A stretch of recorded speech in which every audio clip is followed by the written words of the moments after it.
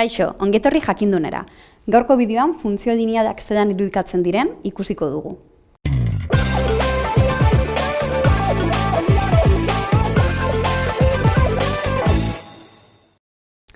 Funtzio linealak irudikatzeko, kasu honetan, balio taulatxo bat eratuko dugu.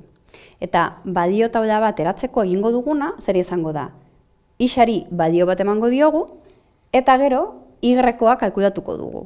Behin koordenatuak ditugunean, ixetai koordenatu horiek irudikatuko ditugu. Hau gure adibidea da, gure funtzioa, bai? Y-koa berdin minus 3 gehi dau.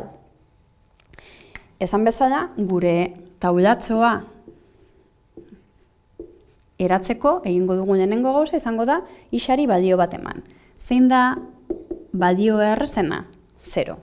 Zer gertatzen da ekuazio honetan ixa 0 denean? Kalkulatuko dugu, minus 3 bider 0 gehi lau. Minus 3 bider 0, 0, beraz, y-koaren balioa ixa 0 denean lau da.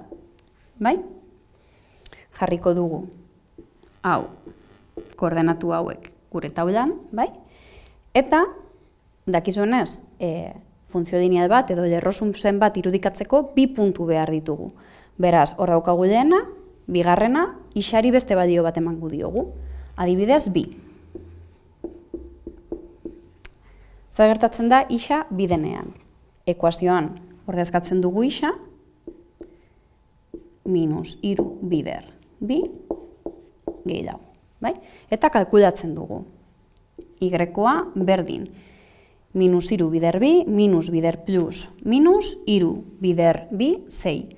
Beraz, minus 6.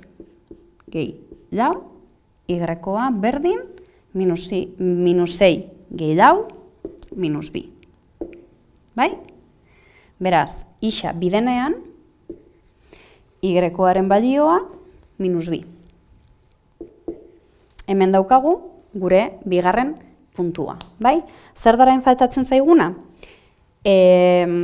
Grafikotxo batean irudikatzea, bai? Orduan,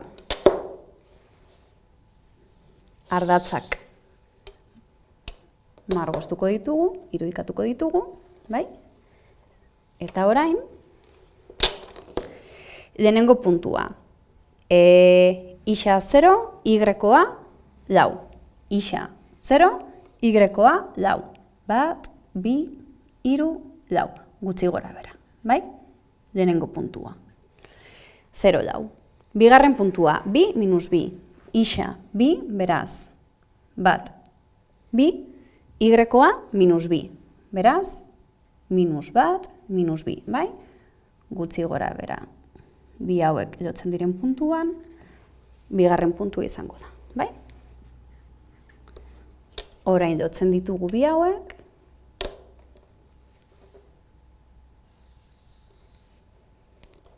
eta, listo, hemen daukagu, lerrozuzen hau, funtzio honen errepresentazioa da, bai?